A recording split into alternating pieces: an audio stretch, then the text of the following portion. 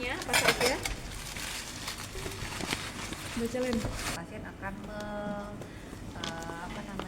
melakukan pemasangan IUD, maka kita harus memberi salam terlebih dahulu ya 5S, jadi kemudian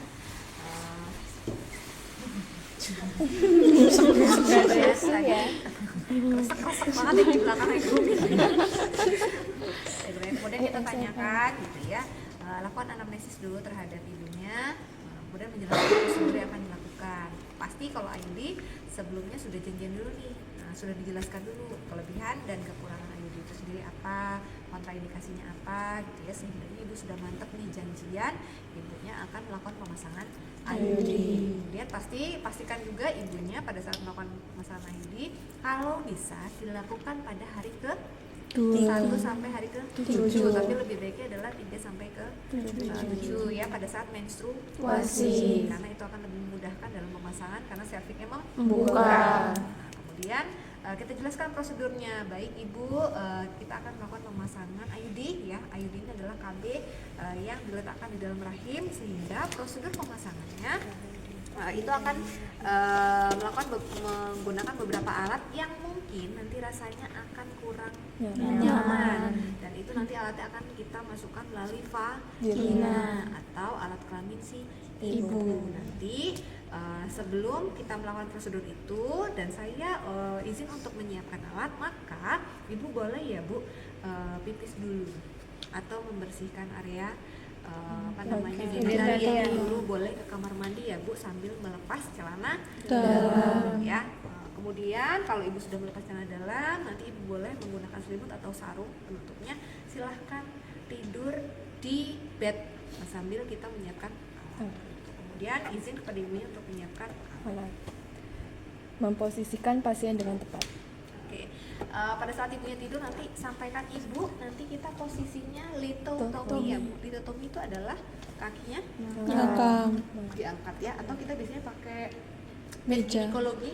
Tahu bed ginekologi, ada yang nggak tahu? Ada yang nggak tahu? Tahu ya. Jadi bed ginekologi itu yang punya cangkrian kaki begini, jadi kakinya itu naik. Nah gitu ya. Atau kalau kita ternyata nggak punya bed ginekologi, boleh ibunya berada di bed yang dia mepet ke arah pinggir, ya, ke arah pinggir bed gitu, dan tingginya menyesuaikan kita pada saat duduk, itu menghadap kita, jangan terlalu rendah ataupun terlalu tinggi, ya, jadi harus menyesuaikan. Kemudian pastikan alatnya lengkap termasuk dengan lampu sorot, yaitu untuk membantu kita dalam pencahayaan. Kemudian tanggap terhadap reaksi pasien. Baca kembali catatan riwayat kesehatan reproduksinya. Tanyakan pada klien apakah sudah mengusungkan benih-benihnya. Jelaskan yang dilakukan DNA. Persilahkan pasien untuk mengajukan pertanyaan. Cuci tangan, palpasi daerah perut, dan periksa apakah ada nyeri, tumor, atau kelainan lainnya di arah suprapubik. Ya, jadi kita harusnya sudah anamnesis tadi ya, apakah ibu punya riwayat infeksi panggul dan lain sebagainya gitu ya, secara subjektif, artinya anamnesisnya baru by subjektif atau apa yang dikatakan itu. Tapi kita perlu melakukan pemeriksaan pada saat kita mau memasang IUD, itu harus ada beberapa pemeriksaan yang dilakukan sebelum pemasangan ya. Ada pemeriksaan yang namanya bimanual ya, atau kita melakukan pemeriksaan untuk melihat tadi apakah ada tumor ataupun hal-hal yang lain ya yang dia ke arah patologis ya. Jadi ada dua pemeriksaan. Ada pemeriksaannya itu dia melalui palpasi, kemudian bimanual ya, sambil palpasi kemudian kita melakukan pemeriksaan dalam. Kemudian pemeriksaan yang selanjutnya adalah menggunakan spekulum ya. Jadi menggunakan spekulum itu nanti dilihat secara visual dulu. Jadi nanti setelah melakukan dua pemeriksaan itu baru boleh dilakukan prosedur pemasangan IUD. Ya ibu, sebelum kita melakukan pemasangan IUD kita perlu melakukan pemeriksaan terlebih dahulu ya bu. Jadi ibu boleh sambil tiduran, kemudian saya izin untuk melakukan pemeriksaan. Ya, maka kita gunakan APD ya, pakai APD.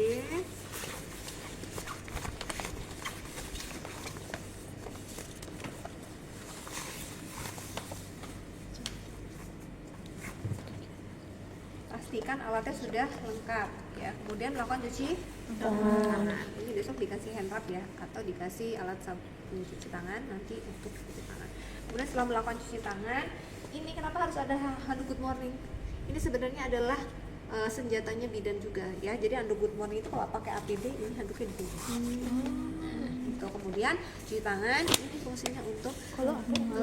Yang sebagian sini untuk mengelap yang sini bagian sini untuk mengelap yang sini. Nah, gitu. Ini fungsinya. Jadi harus begini bentukannya. Ya, tapi ini kenapa saya lepas karena untuk menutupi ini. Jadi kalau pada saat yang melakukan pemasangan ini harus ditutup biar kita udah masuk ya. Jadi harus benar-benar ditutup. Jadi benar atau tidak kita melihatnya gitu ya, sudah masuk atau belum. Kemudian setelah melakukan cuci tangan, kemudian kita persiapan harusnya handscoonnya ada 2 ya. Kemudian ibunya diposisikan ini dibuka semua gitu ya, karena nanti kita kalau sudah pakai handscoon nggak boleh pegang ya. Kita akan melakukan pemeriksaan dulu. Ini harusnya spekulumnya juga ada 2 ya. Pemeriksaan dulu untuk memastikan ibunya tidak ada infeksi dan lain sebagainya ya. Yang pertama kita lakukan adalah ini jangan digulung-gulung begini ya, nanti besoknya digelar aja ini.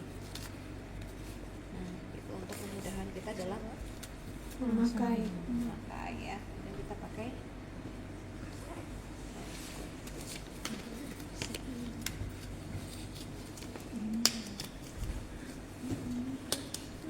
satu dulu ya.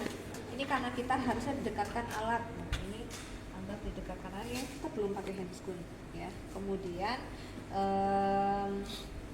posisikan ibu. Kemudian kita akan melakukan pemeriksaan ya. Lampu sorot sudah dipasang. Ya, anggap lampu sorot belakang. Pasang, posisikan menghadap ke arah vagina ibu. Ini ya, Bu. Apa aja lah di belakang ya. Pokoknya menghadap ke arah sini. Kemudian kita akan melakukan pemeriksaan di manual terlebih dahulu menggunakan spekulum ya. Ibu, saya akan memasukkan alat ke dalam vagina ibu. Mungkin nanti akan ada rasa tidak nyaman. Pada saat saya memasukkan alat, ibu boleh tarik nafas sambil beristighfar ya Bu, atau berzikir ya Bu. Oke ya, sampaikan seperti itu. Kemudian kita sebelum memasang spekulum, maka kita boleh melakukan vulva hygiene terlebih dahulu ya. Oke, lakukan vulva hygiene. Vulva hygiene itu nggak boleh yang bergerak hanya tangan kanan, tangan kiri punya fungsi. Fungsinya untuk apa? Membuka. Ya, jadi jangan sampai kalian begini. No, tangannya itu begini, set. Nah, kemudian kita lakukan vulva hygiene ya, labia mayora kanan, labia mayora kiri, minora kanan, minora kiri, vestibul sampai dengan anus. Kemudian kita lakukan pemasangan spekulum. Ibu, saya akan memasukkan alat ya Bu. Ibu silahkan tarik nafas sambil berzikir. Ingat pemasangan spekulum itu jangan begini. Nanti kalian refleks begini lah, melebuni yo angel. Harus tertutup dan dikunci. Caranya adalah megangnya begini. Nah. Ya, dikunci. Ini dijepit begini. Kalau nggak dijepit begini, kalian coba begini doang. Nanti kadang-kadang ini refleks ketekan. Ya, jadi harus begini kalau megang. Ya.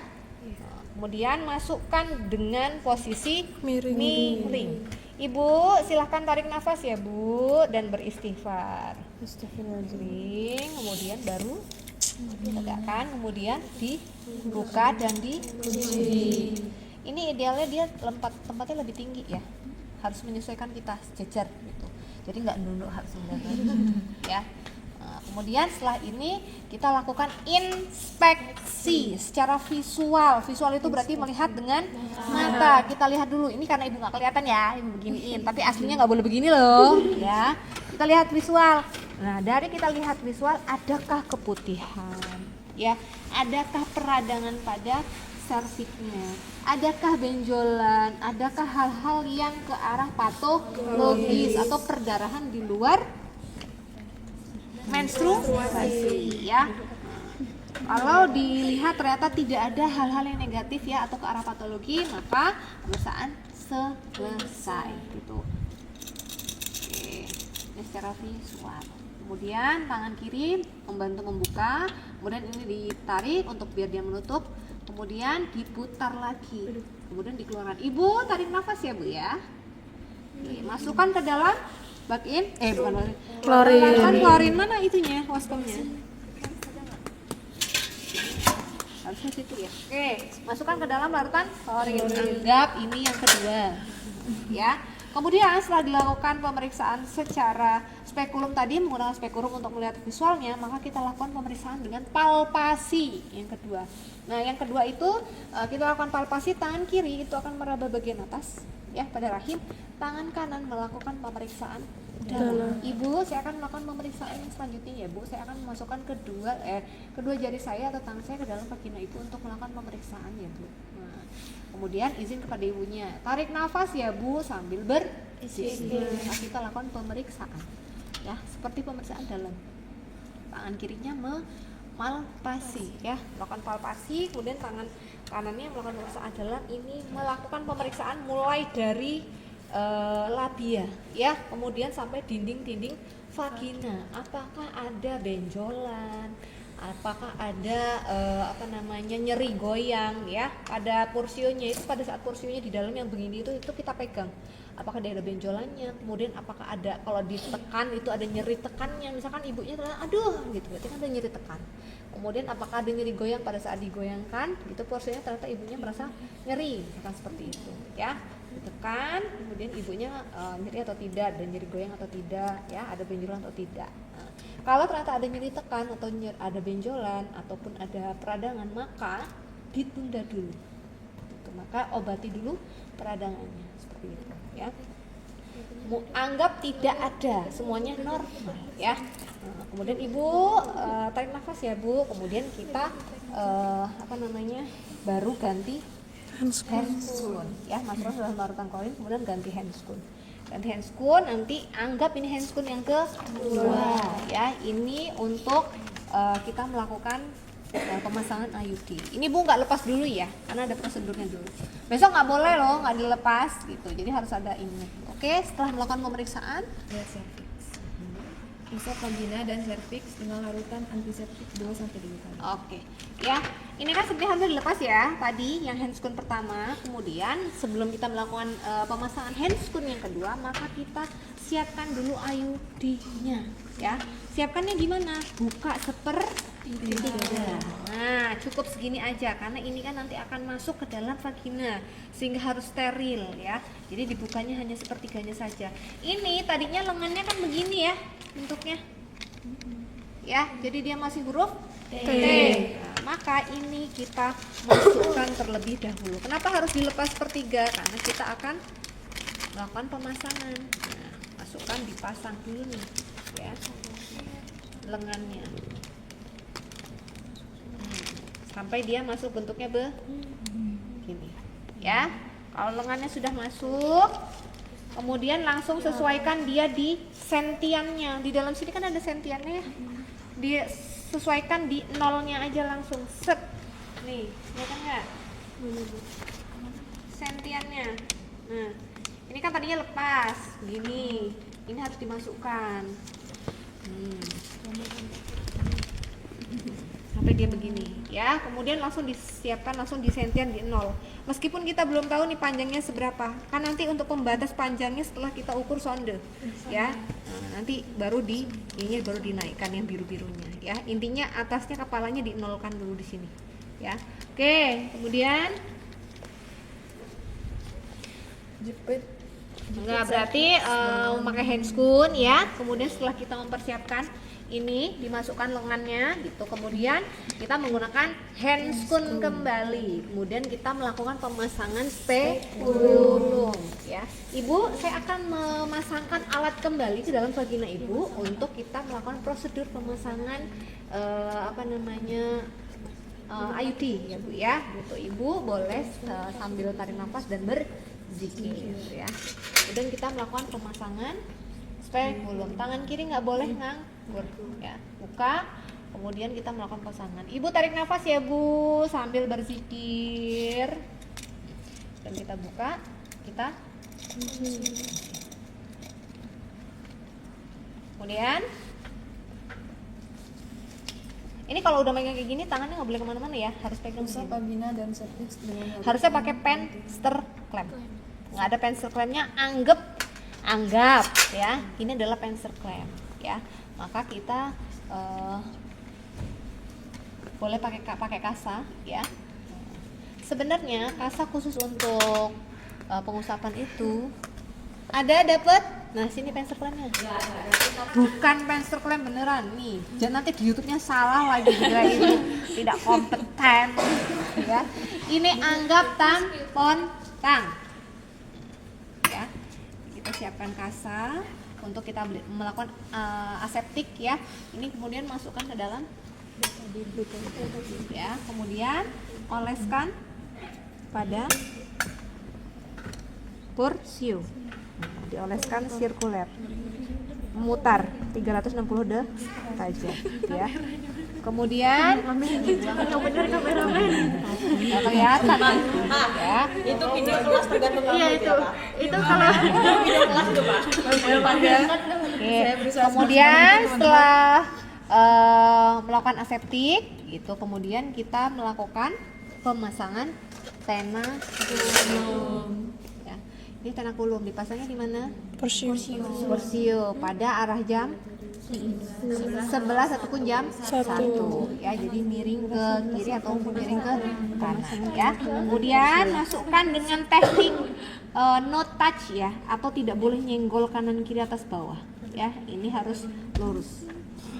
Kemudian dipasangkan pada arah jam 11 ataupun jam 1. Di mana sih ini? Misal anggap ini porsio, ini lubangnya ya, maka dipasangkan di sini. Krek. itu berdarah nggak sih? Atau pasti berdarah. Atau sebelah sini. Krek. Ya. Ya. Anggapnya seperti itu. Oke, ini kita lakukan pemasangan pena. Krek. Harus dikrek. Kemudian ini tajam banget. ini karena udah pada dedel doel ya. Dalamnya ini karena tena kulum nggak kelihatan juga loh. Neng pakai apa sih? Coba dipasang beneran itunya. Nggak kelihatan. Nah, pakai flash. Hidup nggak? Pakai tok itu. Semuanya ikut ya. Ini karena udah dedel doel tuh bentukannya tuh, bekas tena kulum. Tambahin. Ya, nih sudah ya, sudah nyantol. Kemudian setelah dilakukan pemasangan tena kulum, pemasangan sonde ya.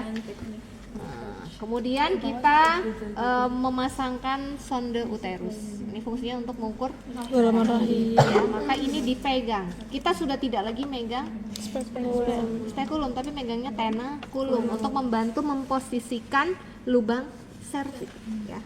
Kemudian kita masukkan dengan teknik no touch juga. Nah, kemudian kita masukkan ke dalam rahimnya sampai terasa mentok. Ini kalau udah mentok,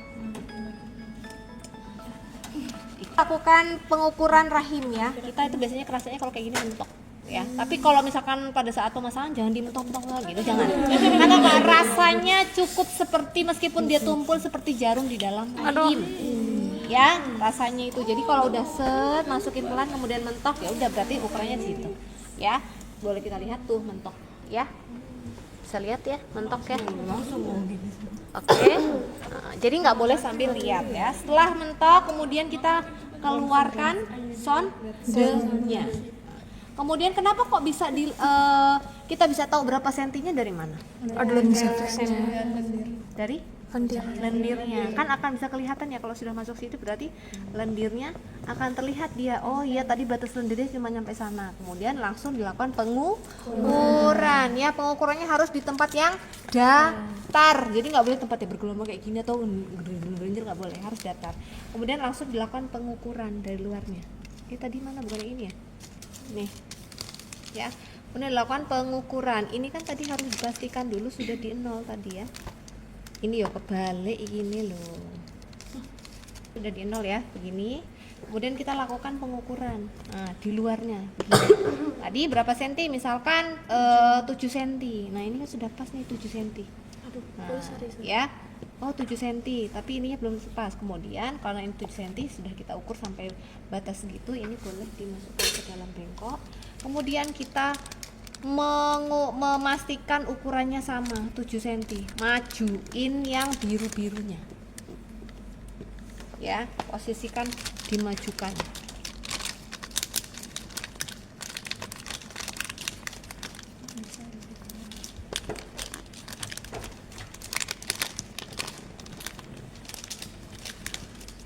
Sampai dia batas 7 cm. Nah, sudah ya 7 cm. Ya, bisa dilihat dari 0 sampai 7. Ini biru-biru ini adalah penanda bahwasanya dia iodinnya sudah masuk di dalam dan sudah mentok sampai paling ujung tadi, sesuai dengan ukuran kita pakai sonde uterus ya. Jadi kalau ininya belum, biru-birunya itu belum, masih ngambang, belum mentok pada serviknya atau lubang porsionya, berarti itu belum pol gitu. Jadi ini harus dipolingnya sesuai dengan ukuran ini ya. Kemudian setelah itu lakukan pemasangan IUD ya. Ini kan tadi kita posisikannya begini ya. Kemudian kita bantu dengan menggunakan tenakulum untuk memposisikan porsio. Tekniknya dengan teknik withdrawal ya. Kemudian kita masukkan, ini boleh ya dibantu, ada bantal sih nak di atas ini biar ibu nggak ini banget.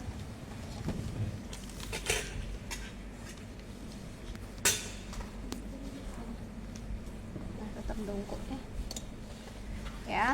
Oke. Kemudian boleh kalau mau bisa sambil lihat situ ya. Ini dengan teknik withdrawal kita masukkan ya ke dalam. Jangan dibuka, tutup aja dulu. Nanti baru kita buka ya. Nah, kita masukkan ya. Sampai biru-birunya itu menempel pada porsio. Kalau sudah nempel pada porsio, berarti dia sudah mentok di ukuran 7 cm dan sudah mentok ke dalam ya. Kemudian setelah itu baru ya tekan pendorongnya, set, ditekan. Untuk apa? Mengeluarkan sayap-sayap kanan kirinya ya, atau lengan-lengannya. Kemudian kalau sudah ditekan, kemudian ini dikeluarkan tabung pendorongnya, kemudian kita lepas. Kemudian kita pastikan ini sudah mentok dan ini boleh ditarik. Sebelum ini lepas secara keseluruhan, pastikan benangnya masih sebagian di dalam tabung ya. Ini sudah keluar nih sebagian, tapi belum keluar semua. Maka kita ambil gunting IUD atau gunting mayu ya. Kemudian kita lakukan pemotongan benang. Disisakan dari mulai depan porsio 2 sampai 3 cm. Kita potong. Krek. Kemudian ini baru kita lepas. Jadi sebagian benangnya itu ada di sini. Jadi ini jangan, jadi panjangkan benangnya panjang nih segini. Jadi pada saat kita keluarin sebagiannya masih di sini, sini masih ada 2 sampai 3 cm dari lubang porsio. Nah, ini yang kita lakukan potongan krek. Gitu. Jadi sisa benangnya masih di sini. Gitu. Ini kan kita tidak potong ya, karena nggak boleh dilakukan pemotongan ini untuk praktik berikutnya. Nah, kalau sudah dipotong, kemudian sudah boleh dilepas tenakulumnya ya. Sedikit sakit ya Bu, karena bekas tenakulum itu pasti akan menyisakan darah, maka harus dilakukan penekanan kembali menggunakan pencer klem. Nggak ketemu ya tadi pencer klemnya. Coba itu nak, angkat pencer klem ya. Ambil lagi kasa.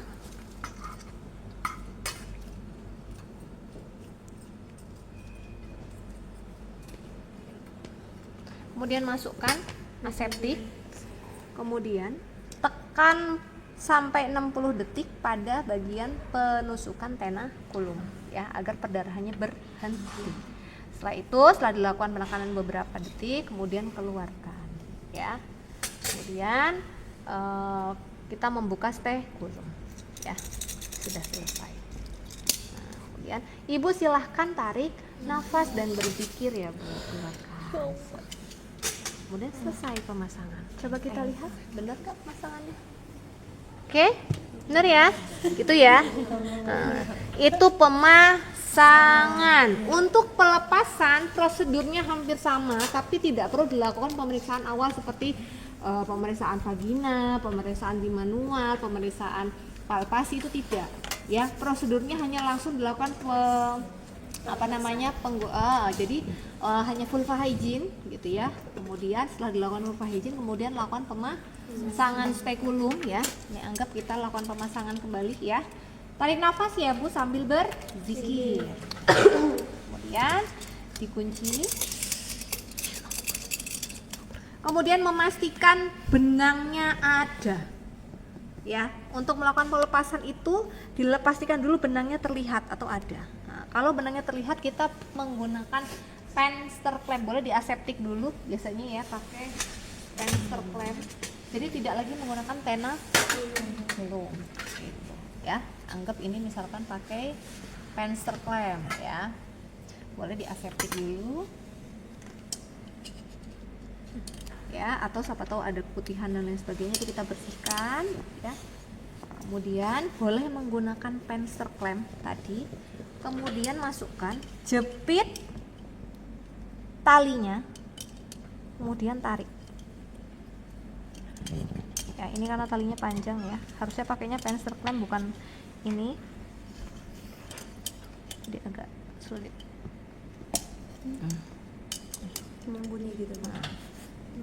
Ya, hanya seperti itu aja pelepasannya ya. Ke sini ya. Selesai. Kemudian boleh aseptik lagi setelahnya, kemudian diolesin, kemudian udah selesai ya, anggap sini ya. Kemudian Ibu boleh tarik nafas ya Bu ya, kita akan melakukan pelepasan alat.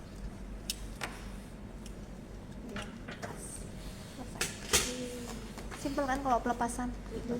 Tapi kadang ada beberapa IUD yang ternyata talinya sudah masuk ke dalam atau talinya nggak ada, misalkan gitu, maka ada alat yang namanya sonde pengait. Modelnya dia seperti sonde uterus ya, modelnya.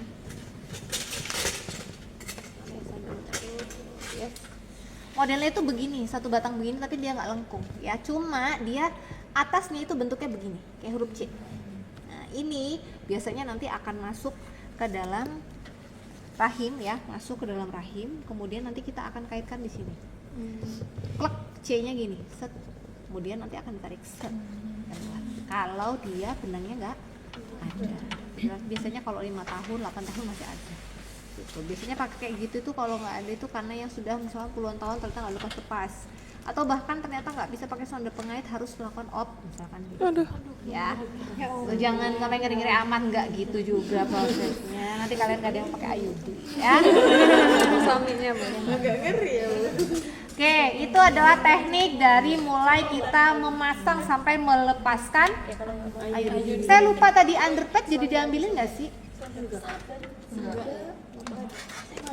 Jadi nggak diambilin Asma? Mana sih Asma? Ini nanti kunjungan ulangnya kapan ya? Lakukan edukasi Ibu. Pemasangan IUD sudah selesai gitu ya. Nanti jika Ibu merasakan ada keluhan gitu ya, misalkan ada nyeri dan lain sebagainya, ini nanti kami berikan obat untuk pereda nyerinya. Kemudian nanti kita akan kontrol kembali ya Bu ya. Kontrolnya kapan? 1 minggu setelah pemasangan ya Bu. Nanti silakan Ibu datang kembali untuk kita melakukan kontrol ulang terkait dengan pemasangannya ataupun ada keluhan yang dirasakan. Kemudian ajari Ibu cara memeriksa secara rutin untuk IUD-nya dengan cara yaitu Ibu pada saat di kamar mandi gitu ya, melepas celana dalam, Ibu boleh sambil jongkok atau Ibu sambil tengah duduk, kakinya diangkat, jari paling panjang, biasanya jari paling panjang itu jari tengah, bukan berarti fak ya. Oke, jari paling panjang itu masukkan ke dalam vagina Ibu, kemudian masukkan sampai mentok sambil memeriksa apakah benangnya masih ada atau tidak. Jadi itu dilakukan secara rutin ya, misalkan sekian bulan sekali kan gitu dilakukan. Untuk apa? Memastikan bahwasanya IUD-nya terpasang dengan baik. Atau misalkan terjadi ekspulsi itu dia akan kerasa ya, bahwasanya ada IUD yang keluar seperti itu. Jadi untuk memastikan benangnya ada atau tidak. Kalau ada berarti sudah baik gitu. Nah itu bisa dilakukan sampai ibu habis masa waktu seperti itu ya. Oke, nanti ibunya bisa kunjungan ulang ya Bu ya, nanti 1 minggu setelah pemasangan. Nanti tanyakan kembali apakah jelas Bu yang saya informasikan atau ada pertanyaan terkait dengan pemasangan IUD. Kalau jelas Bu, baik. Kalau jelas, apakah boleh saya mengevaluasi Bu kira-kira yang tadi saya jelaskan gimana Bu? Bagaimana cara memeriksanya Bu? Nah itu dipastikan dikembalikan. Ya untuk apa? Memastikan ibunya paham terkait dengan apa yang kita berikan informasi. Ya. Setelah itu bereskan alat, kemudian ibunya boleh disuruh pull. Udah jelas untuk pemasangan dan pelepasan IUD? Jelas Bu. Kalau sudah jelas, nanti kita langsung beralih ke implan. Setelah itu baru kita mandiri. Ya, yuk ke implan. Ini diberes.